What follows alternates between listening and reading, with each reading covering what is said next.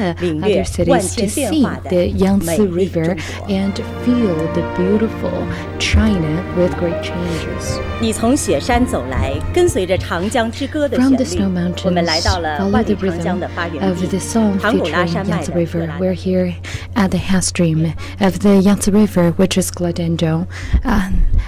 And Gladendo Massif, and you see the peak is over 6,000 meters, and over thousands of years the snow has been accumulating, and the water from the melt to the snow have formed the mother river of the Chinese nation, the Yangtze River.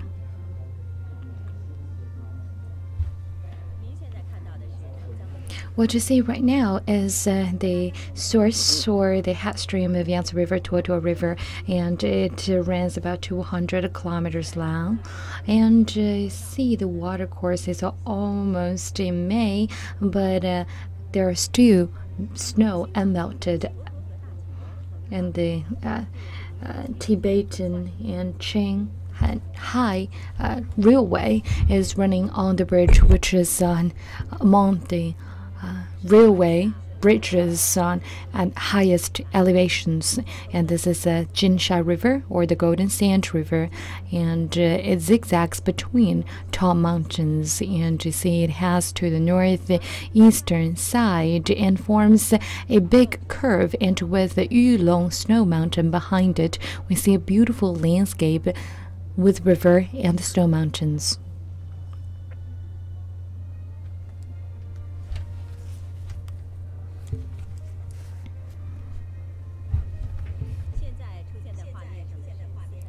What you see now on the picture is Yibin in Sichuan Province, and the Golden Sand River has a confluence with Min River, and here they are named the Long River or the Yangtze River.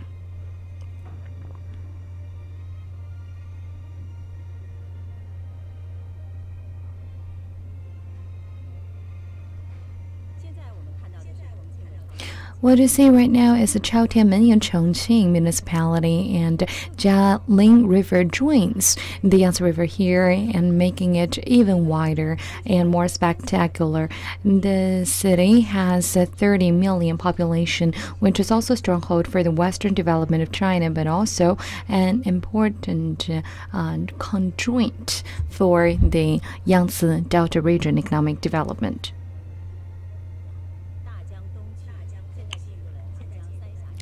The river flows to the east, and now we're in Huimen, and the cliffs are very steep on the two banks, and the trees and forests are decorating the beautiful landscape. You have a 5-yuan note. You can compare the picture at the back with what you see on the screen right now, because this is the inspiration of the picture at the back of the note. And the Three Gorges Dam is what we see now on the monitor. And overcoming difficulties and challenges, we managed to build the largest hydraulic dam in the world. Now it is at the low peak. In the next few months, it will reserve about 10 billion cubic meters of water during the high peak.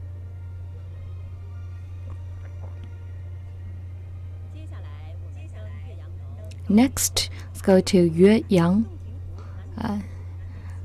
and take a look at the beautiful Dongting Lake, which is one of the most important reservoir lakes along the Yangtze River, and also known as kidney of the Yangtze River. And the ecological situation has been improving, and last year we observed more than 200,000 migratory birds. Following the shot, now we're in the Nanzui in Wuhan. It starts this section of the Yangtze River is a Han River. It starts from the Qin Mountain and confluences into the mainstream, and it is a natural reserve. So you see Wuchang, Hankou, Hanyang, 3 parts of Wuhan, are situated along the riverbank, and they formed the large Wuhan city that we know today. 这里是鄱阳湖的湖口。 And this is the mouth of Boyang Lake after 5,000 meters, and now Yangtze River starts to enter the lower stream as one of the largest lakes here. It accounts for over 94% of the water source in Qinghai Province. And that is a major component of the larger Yangtze ecosystem. 继续一路向东，我们来到了安徽芜湖。画面中的这座 Continue to the 古塔 east, 始 we are 建于 now in 1618 Lake 年， Anhui 见 Province. 证了这座 The 城市 towers 400年来的 built in 兴衰荣辱。 1618, which witnesses the falls and rises of the city in the past 400 years, and this is the 5th largest port along the river, and it also is a miniature of China's path in the past 4 decades of opening and reform.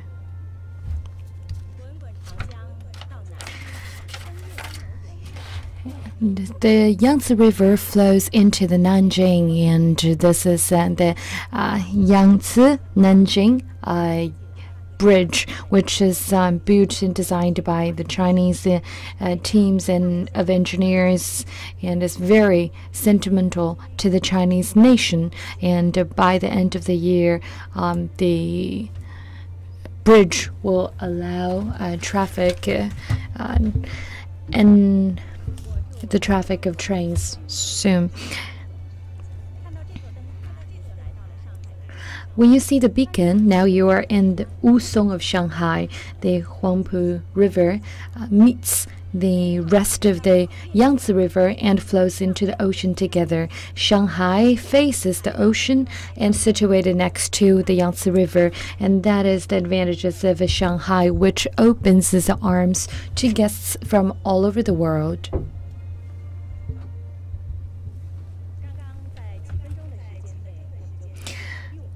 In several minutes, we traveled over 6,000 meters from the Hafstrom of the Changjiang, or Yangtze River, all the way to the mouth of the river. It is the mother river preserving. Yangtze River is preserving our homeland. And before, we collected the sound of animals and water along the bank. And with those sounds collected, we formed a very special melody. So without further ado, let's hear the beautiful song of life along the Yangtze River.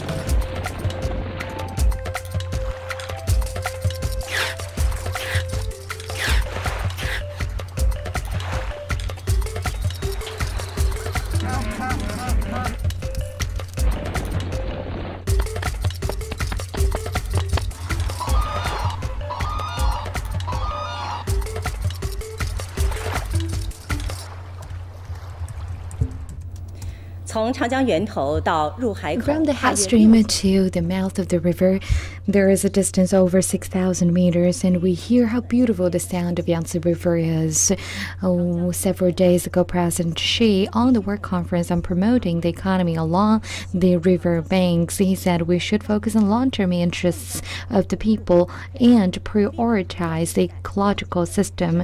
We should preserve rather than exploiting the ecosystem so that the economy will be more harmonized and the mechanism will be more scientific and form a golden delta economic zone. And now with the video clip, let's learn more about the delta region. So It covers 5 regions and covering Zhejiang, Jiangxi, Hunan, Chongqing, Sichuan, Yunnan, Guizhou, Hubei, Anhui, and Jiangsu. In total, 12 provinces and cities. It covers 2.05 million square kilometers, 21% of the area, and 40% of the GDP in China.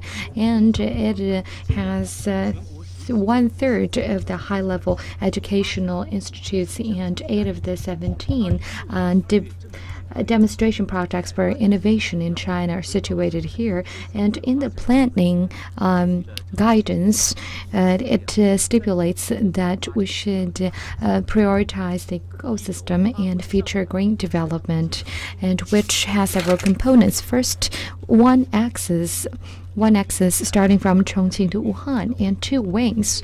And with the logistics from the south and the north, they will facilitate the logistics and 3 poles that you see on the map. These are 3 city clusters that help to support the development in the entire region.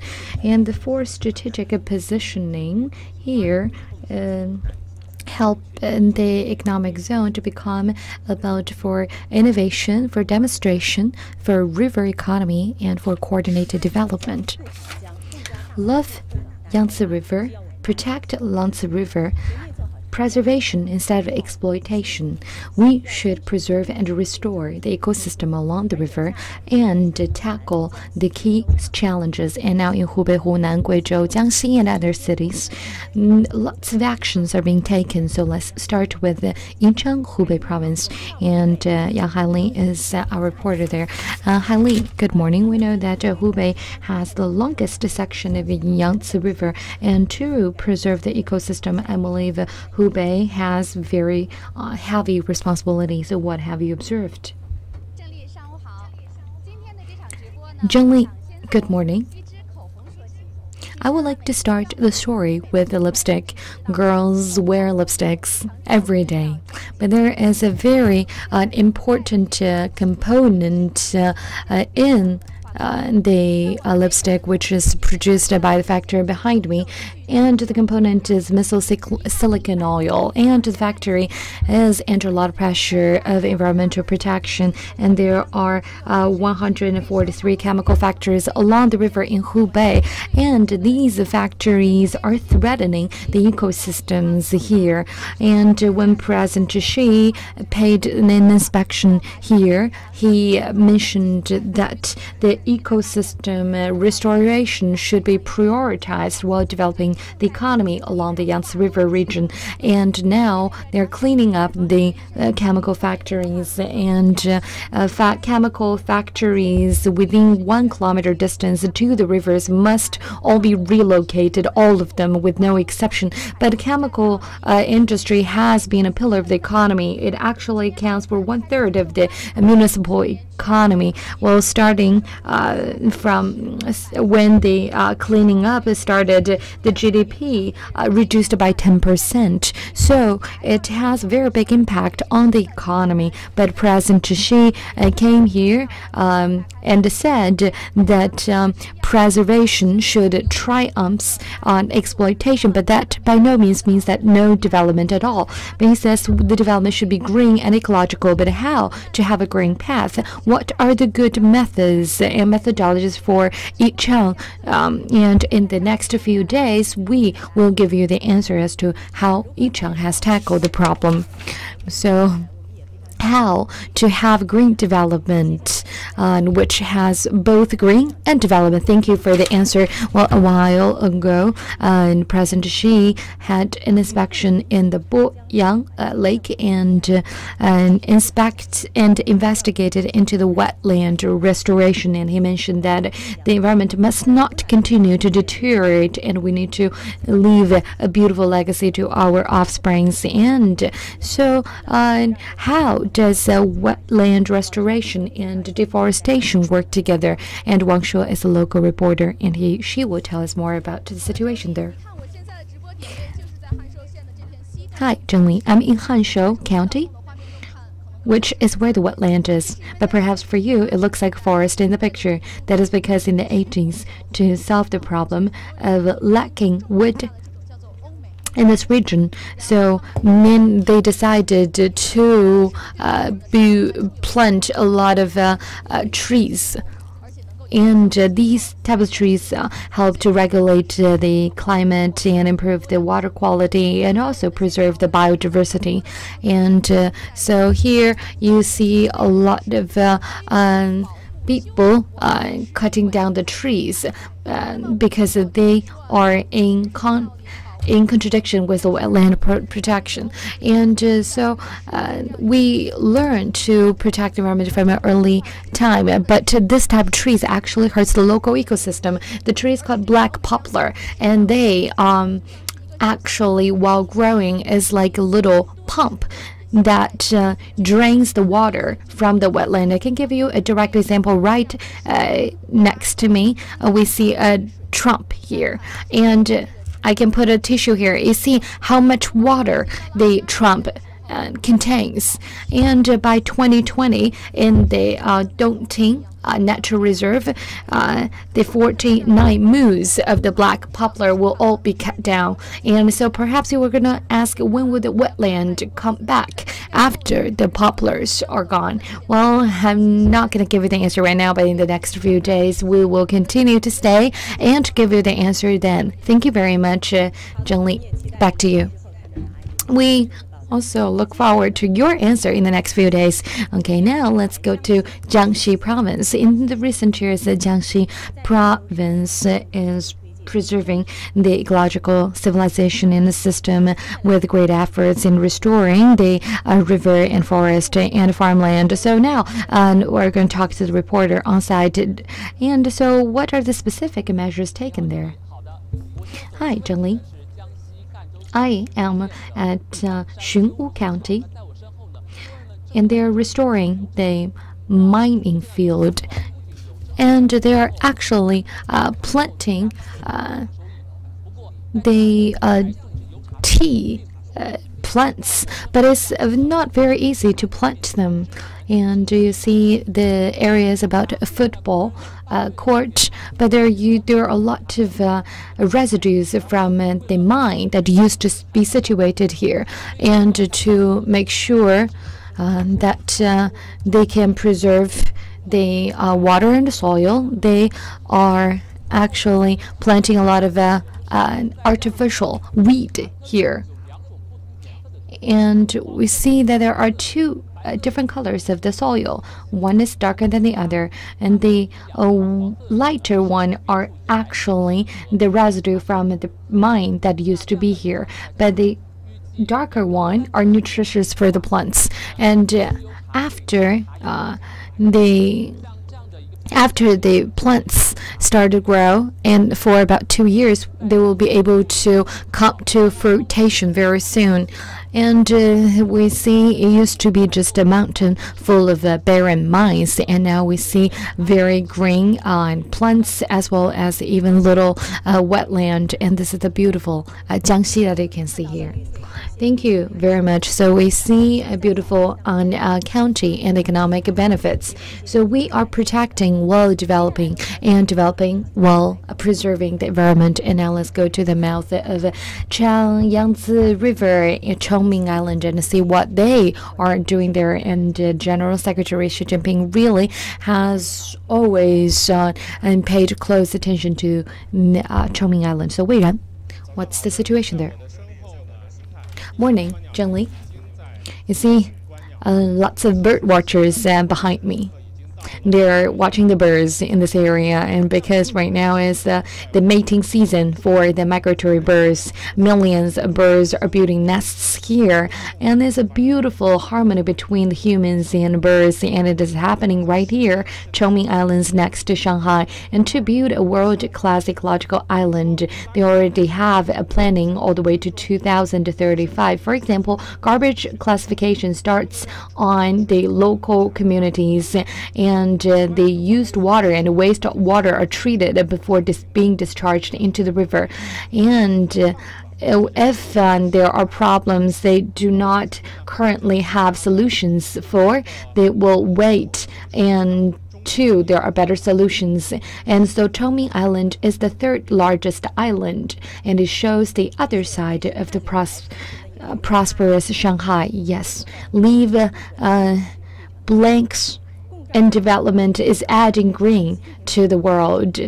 Preservation instead of exploitation is the principle, but President Xi reiterated that no exploitation means no development that harm the environment. And in Guizhou Province, development and ecological preservation are going hand in hand. The economic development is of high quality. So now let's talk to the journalist Shi Chaojie on site. And Mr. Shi, could you please tell us about the situation there? Good morning, Zhengli. This is Xin'an District in Guizhou. And you see the busy construction going on behind me. We already dug 5 tunnels, and it will become a very special storage where tons of intangible assets such as big data will be stored. And this is Generation 4 Green Data Center of Tencent. And it will be the data center where the servers will be located. So cooling is very important, and the annual temperature is about, on average, is 14 degrees, and that helps to reduce the electricity consumption of the enterprises. And now there are already 6 high-tech companies that build data centers here, and that helps to boost the green industry, and the county is becoming a leader of data technology in China. So how do the data centers run? Well, tomorrow we will give you the answers and unleash the secrets. So that is the situation here. Thank you. Indeed, we see in Gui'an New District how the ecological and economic development are going on with great harmony. Okay, so after the commercial, we'll be back.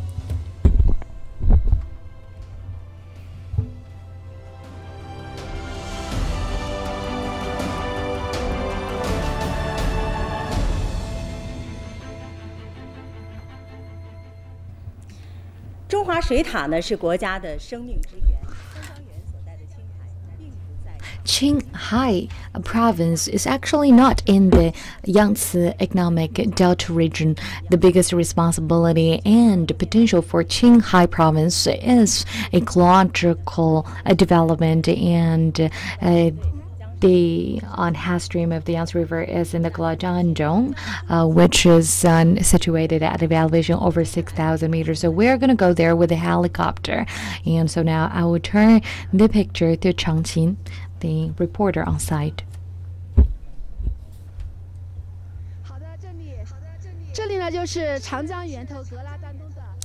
This is Guizhou Massif, which is the official Hafstrom of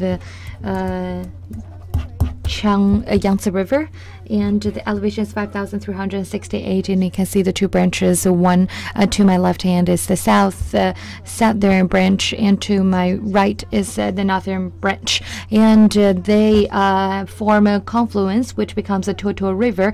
And then going through the different sections of Yangtze River, it joins into the ocean. And for presenting you to the audience the full landscape of the ice of the snow mountain, we decide to use drones and helicopters to shoot the image. And here you can see the scientific team located in here, and Mr. He, the leader of the team, is actually using the 3D positioning observatory to watch for the minor changes of the snow mountain. So within 6 kilometers of range, changes that are about 1 centimeter wide can be observed. To better preserve the 3 main Hafstroms, we need such careful observation. So Mr. He, good morning. It's a pleasure to meet you.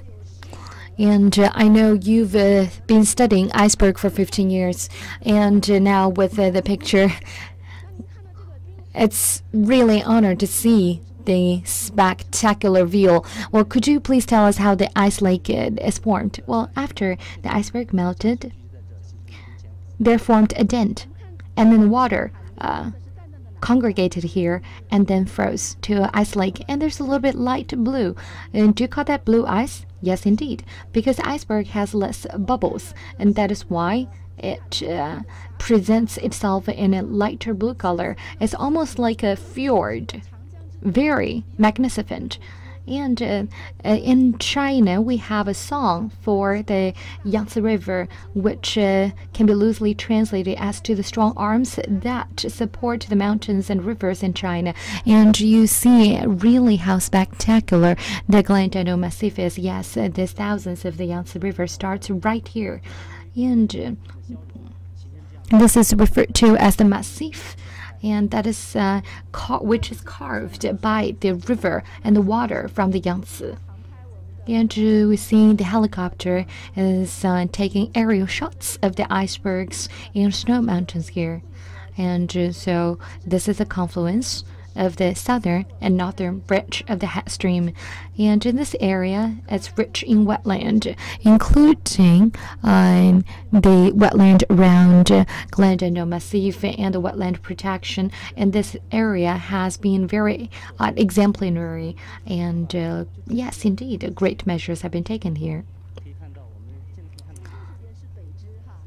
To the right is the northern branch. You can see the icebergs are great in number, but you see with the climate change it is melting, and it seems very clean and white at the tip. Yes, indeed, the relevant elevation is not that high, and that is why the debris and the rocks do not accumulate at the top. And we also see a lot of meadows, high mountain meadows. It's on the end of April, so the meadows are not green yet. And we see iced river, iced lake, and also iced cave. After melted, the iceberg will form a lot of rivers, water systems, and see a different water system weaved together, very spectacular. And you will see a beautiful ice world here, just like the spider web. And yes, indeed, and perhaps sometimes nobody could have expected how nice the iced landscape is at the headstream of the Trung River. It's really a great pleasure to present the image to the audience. Well, for us researchers, we used to study the ice. We just at a closer distance, but now we have such a wide-angled shot, which gives us a more direct image of what landscape really is. And so now aerial shots are being taken by the helicopter, and with these wide-angled shots, we really could feel deeply the power and the infinite power of the Mother River of China, Qinghai River. And this is where the Chinese nation starts, and we really are devoted to preserving the ecosystem. A while ago, we were in the Machu County, and the local people told us something interesting, which is they have 6 villages, and every village appoints 20 CPC members to preserve the local river systems. And so when we entered this area, the local people asked us why we're here for, and we said that we're here just for the TV program. So the local people are very strong with the preservation. Yes, we already have the participation of the local people. Only in that way can we preserve it well. Well, with so many live streamed photos and videos, now we really could see the full image of the Glendale Massif and the iced rivers and the lakes and the beautiful Yangtze River flowing all the way into the ocean needs the protection of us all. So that is all from my side. Thank you, Changchun.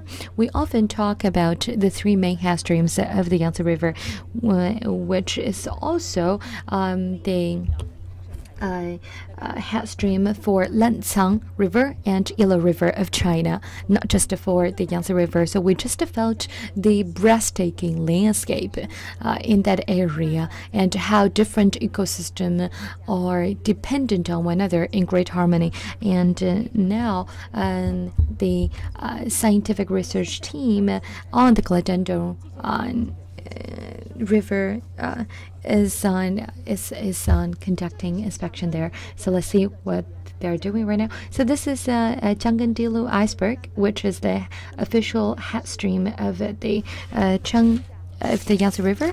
It's a great weather today, and we see how beautiful the iced landscape is. And this looks like a dragon head. The Yangtze River is one of the mother rivers of Chinese nation, and a dragon head seems very auspicious. And you see, this is almost like an iced sculpture. And it almost is in the shape of albatross, which is a very auspicious bird in the local culture. And so this area is known as Iced Pagoda Region, and we see landscape forms of a pyramid-like features and also other different forms. And at the end of the Ice Pagoda region, we can see a wall formed by ice, and it's layered just like a layered cake. And each layer of them represents a different age or time in history. And the darker layers probably represented a time when it was drier and the sand was blown onto the top of these features. And so they are witnesses of a particular part of the history. And we see the scientists are studying the icebergs at the Tangla Mountains and Mr. He. So what have you observed? Now is the end of April. We saw actually a avalanche or icefall, and usually icefall starts later times. But now it starts in April. So we think that is a reaction to the climate change. Icebergs are very sensitive to climate change. So we are very careful with the observations. And here you see a lot of bubbles. That's why we think icebergs are recorders of history, because icebergs it contains a lot of information about past atmospheric information. And you can see here that there were some dusts accumulated. And these little dusts could form a little cave here, or cavern. Well, what's the significance? Well, this is the witness of the climate change in the entire area along the Yangtze River. Well, under the dragon head, we can see clearly the melted water from the Hafstrom of Yangtze River. Everyone along the river system is drinking from the same river. Indeed, how to protect the thousands of meters of Yangtze River? We need the data from such inspection. And the Hafstrom of the Jiang or the Yangtze River is also the homeland of animals, and their habitat situation is also an important indicator to the ecosystem. So now let's go to Bande Lake. Li Yaohui is the local reporter. So Mr. Li, could you please tell us what you have observed there? Thank you, Zheng Li. I am at the Bande Lake next to Thor River, which is in the Hafstrom region of the Yangtze River, and this area is less than 5 square kilometers, and the elevation is 4,700 meters. The temperature right now is 20 degrees Celsius minus, and we have a reporting station because every April lots of migratory birds will come here for mating, nesting, And one of the most important migratory birds here is the bar-headed goose, which is what you see right now. And they are the goose that can fly the highest in the world. And while migrating, they fly over the Himalayas. And after the bar-headed goose or geese arrive, they will build their nests in 2 small islands in the area. The island is very far from here, and volunteers built a dozen of surveillance cameras on the 2 islands, and they will send the feed to the preservation stations. So we actually recorded the images. I'd like to show them to you now. And this is protected bird, which is black-necked crane, and they seem to have occupied the nest of the bar-headed goose. And we see that the black-headed necked crane and the brown-headed crane threaten the nests of the bar-headed geese, and we see they're fighting, and the bar-headed geese just came back to protect their territory. But the brownheads haven't given up, and they're still looking for opportunities to try to attack their eggs. And somebody just got a broken egg. I think this egg was broken by the black-necked. And you see, the black-necks, that black-neck just ate an egg that was almost already hatched. But the fittest survive. But if humans are involved, we are going to hurt the ecosystem. Because in the past, local people would come here to pick the eggs of the bar-heads, and now there are people who are preserving the bar-headed geese, and the number of bar-headed geese is coming back. And according to recent survey, every year, about 1,000. This year, we had 1,180 bar-headed geese coming here, which is 50% more than last year. And in January this year, a guideline on preserving the ecosystem in the 3 Hafstroms of Yangtze River was issued, and we've seen people from all walks of life working here, preserving the ecosystem and promoting what they see here through media to larger public. And there are about 20 media platforms that can see the feed from the preservation center here. So I call on more people to pay attention to the work they do here. Oh yeah, thank you. It's a great surprise to see such a beautiful image of the birds, and to know that the birds number are increasing. And in the bar-headed geese that we saw, I don't know whether you saw, there were bars on their head, and hence the name bar-headed. And they are the migratory birds that can fly to the highest because they fly over the Himalayas. But this is also where the local herdsman herd, well, to protect the ecosystem, the local herdsman actually moved to another village. And so now let's see how the herdsman or villager's life have changed after the relocation. Okay. Now I am in the village, which is known as the Hafstrom village.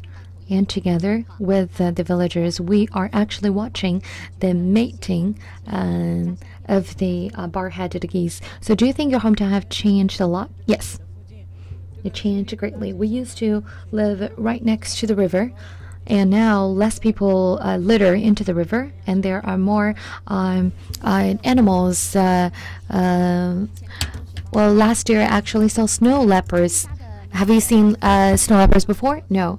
And also Tibetan antelopes. Well, the local, one of the local told me that before the relocation, their income annually was less than 10,000 RMB, but now it is much more every year, and they get over 120,000 RMB as subsidies, and every one of them gets a subsidy about 20,000, and so the family income now yearly is over 17,000, and there are over 500 people who moved to this village. And to echo with the national policy of preserving the ecosystem at the three Hafstroms, now they moved from the Hafstrom region to this village. And President Xi Jinping actually came to the village for an inspection 4 years ago, and now even greater changes have taken place. To my right hand, what you see is the natural gas pipeline that was established. Very soon, the local people will be able to enjoy the safe and clean energy like the people in the cities.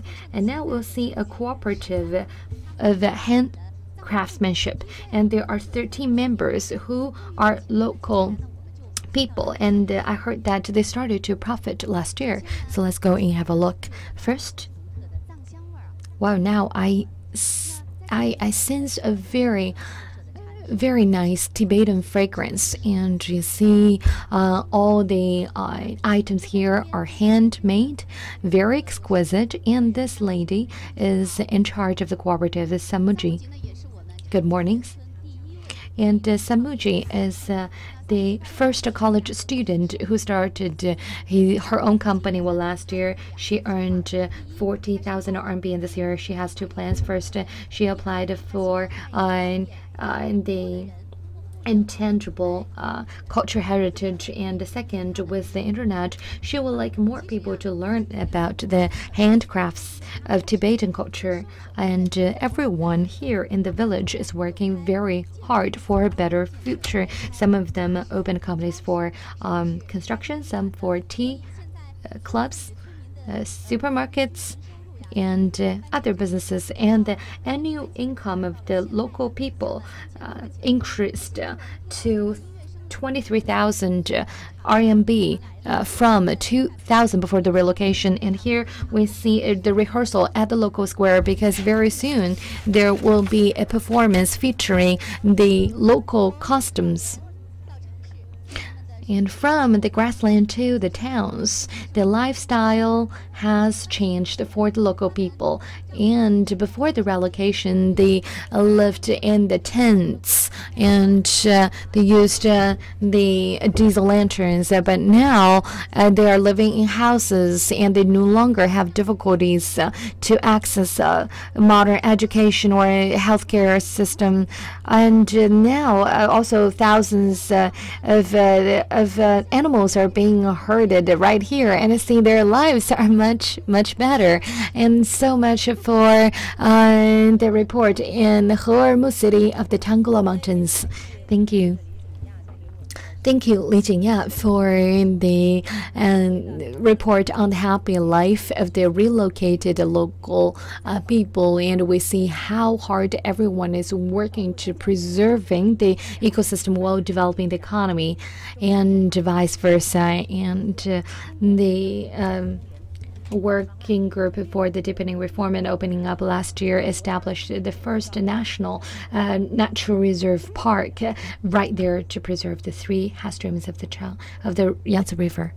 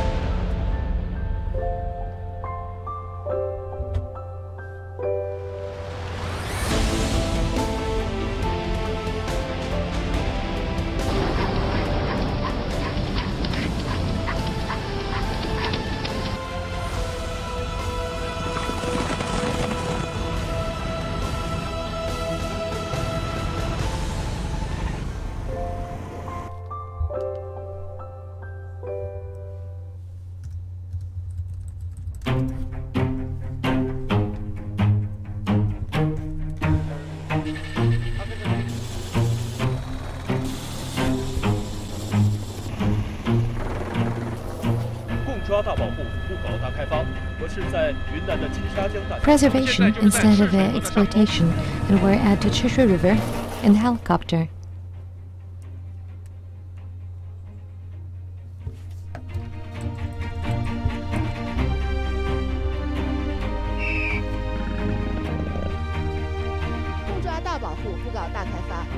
Preservation instead of exploitation. I am Chen Qi with the CCTV.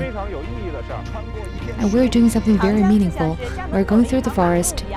Yangtze River is like the road in front of your house. Preservation instead of exploitation. We are reporters with CCTV.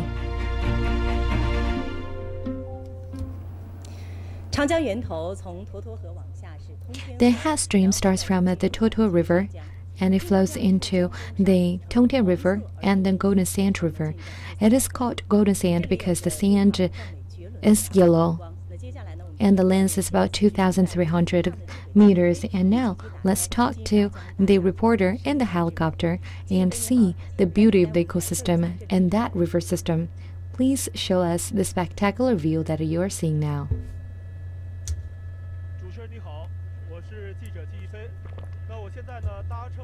Hi, my name is Ji Yifei. I'm with Southern China Airlines. The Aerial Forest Protection Station in Lijiang, Yunnan Province. We have 3 helicopters in the air right now.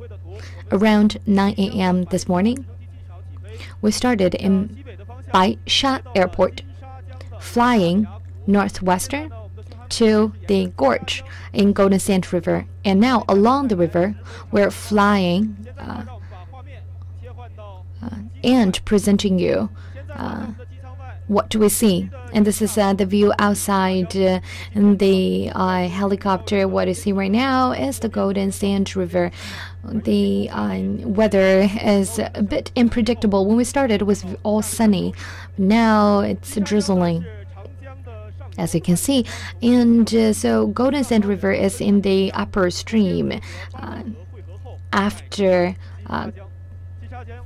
coming all the way from the Tongtian River. So it borders Sichuan, Tibet, and Yunnan Province. And in Yunnan Province, it's 1,516 kilometers long, and it is on the river that has the biggest water area in Yunnan Province. And so today our mission is to observe the features of the river and find the patterns of forest fire. In the period of highest fire hazards is between March to May every year, and that is what the helicopters are doing. They carefully survey the area and situation of the forest here, and we see 3 helicopters in the picture.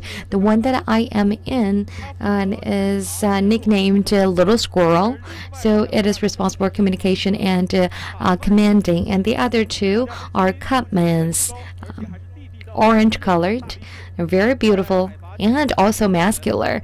And on a plateau about 4,000 meters of elevation, they can lift tons of water in the air and put down the fire. And in the past few years, they actually put down 125 fires. And we see now we are over 3,000 meters high. The rain is quite heavy. The helicopters and the hardworking staff are now protecting the natural forests along the river banks. We see how much the density is. And so what we see is the Yunnan pine trees, and above 2,400 meters of elevation, what we see most will turn into the fir. And we see that in the past few years, the ecological system along the Golden Sand River deteriorated due to economic development. And a public notification on banning the banning of over-exploitation was issued. And now the economic structure is being improved and forests are being protected. And we see ecosystem is restored, and continuous improvement have been observed, and local people are benefited from such changes. And the green mountains and rivers have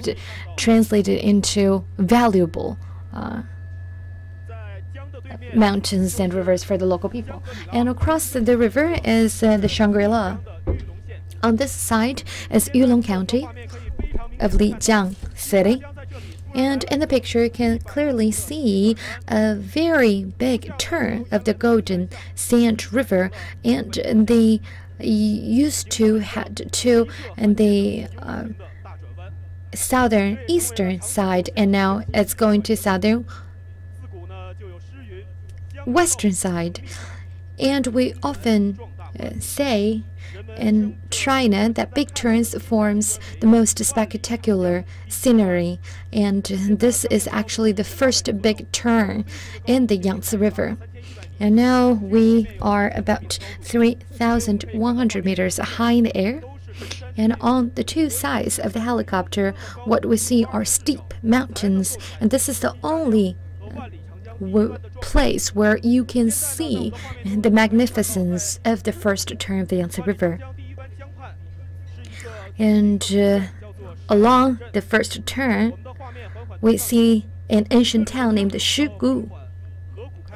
River flows rather slow, and it boasts great natural resources here. It's the home to Han, Yi, Zhang, Bai, Miao ethnic groups. And in April 1936, the Red Army crossed the Golden Sand River from here and went north to fight against the Japanese invaders. And Xu Xiake, a famous geologist in Chinese history, also paid a visit here. It was precisely because what he did 300 years ago. The ancient people cleared their understanding of this river and realized it is part of the Yangtze River.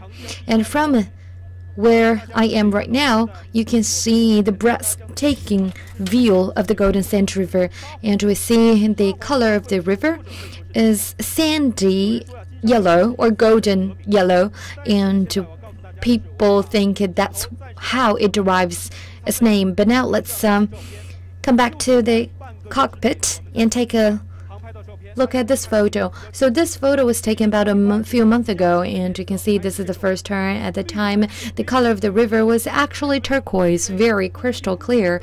Why? Well, during the low water level times, the water came from the melted snow and ice from the plateau, but now it's the rain season, as you can see outside of the cockpit, and the rain brings a lot of sand to the river, and that's why the color changed from turquoise to sandy yellow, which signals the coming of the spring.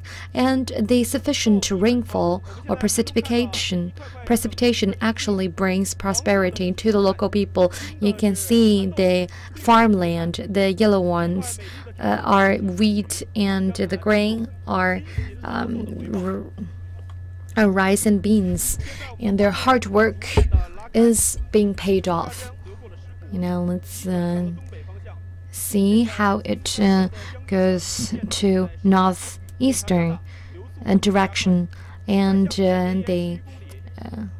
after about 10 kilometers later, to the right side of the bank, we'll see the Yulong Mountain, snow mountains. And to the left side is the Haba Snow Mountain, which is over 5,000 meters, and the golden sand water zigzags between the snow mountains. And after reaching the end, it starts to flow really fast all the way to the east and continues the legend of the Yangtze River. And now we are in the Golden Sand River gorge of Yangtze River, and that is so much of the report from my side. Back to you. Indeed, it is really amazing. Thank you for the aerial live stream, and we could really see how rivers and mountains weaved into a beautiful landscape. And this is also the homeland of the Yunnan golden monkey, which only exists in this region. So now let's talk to Sun Juntao. So how do you do a consensus? How do you do a census on the Yunnan golden monkey? Is it difficult? Hi. This is the natural reserve for the Yunnan golden monkey. We know that there are only 3,000 golden monkeys in the world, and about 2,000 of them live right here. And the scientists now are, for the very first time, having a complete census and dynamic observation of the Yunnan golden monkeys. And they have already found the traces of the Yunnan golden monkeys. They're collecting the DNA samples, which is the feces of the monkeys. The experts told me that they found monkey species that they didn't discover before.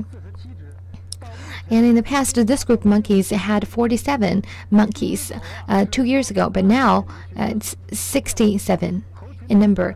They are the flagship species in this area. Their situation reflects the ecosystem.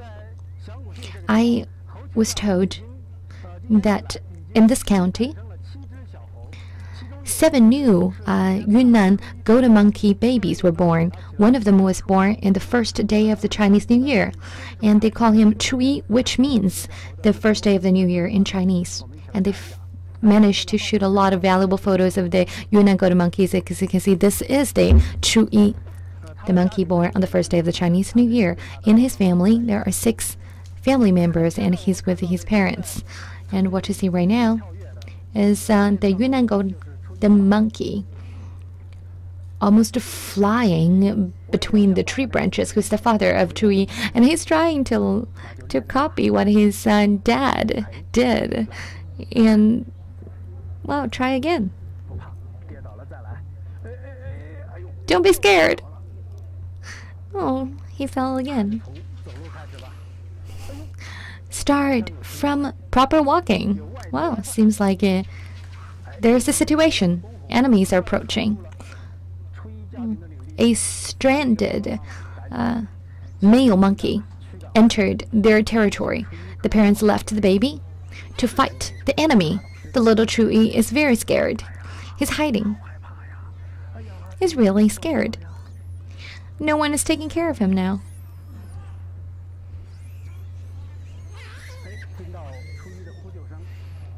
Hearing the stress call of Chui, Chui's sister came to rescue him. The sister hugged him. Now you feel safe?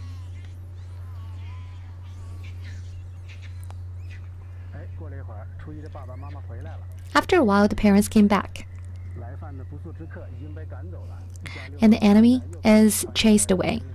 The 6 members in this family are reunited and enjoy their happy life again. What you saw just now is some valuable footage that we have of the baby monkey Chui. And so we are monitoring the number of Yunnan golden monkeys. We already have 1,600 samples, and we want to see more surprises from this species, and we hope the ecosystem can be preserved even better. So much from me, Jin Li. So we just had a very direct image of the Yunnan golden monkey and the family of Chui. Really adorable. Thank you for the report. So what I just saw now is the natural reserve of the Yunnan golden monkey. It is also a natural reserve for the paralleled flow of 3 rivers. So now let's take a look.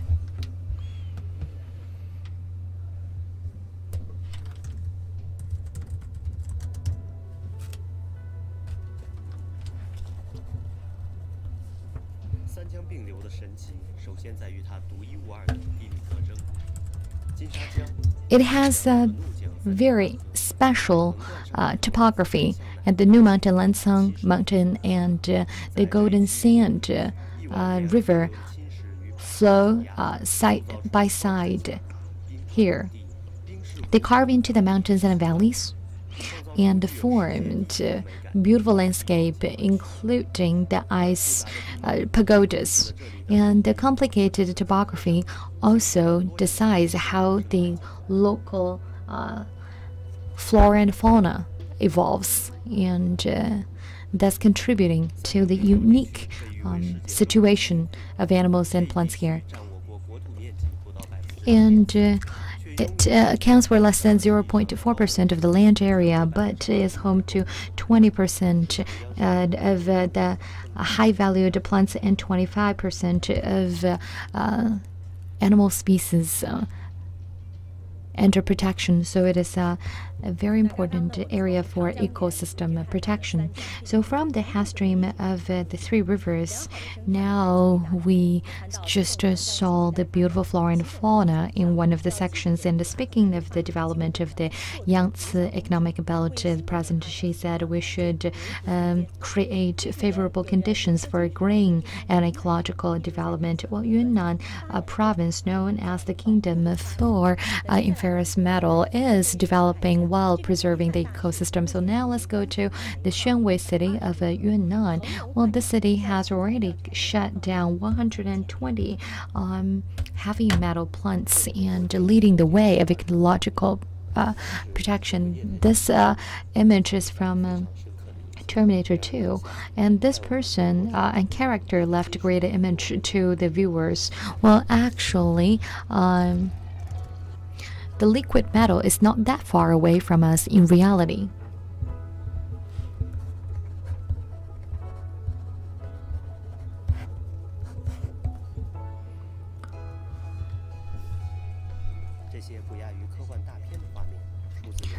These pictures actually come from a laboratory that studies liquid metal, and the scientists are trying to find ways to control the liquid metal. And it's almost similar to sci-fi movies.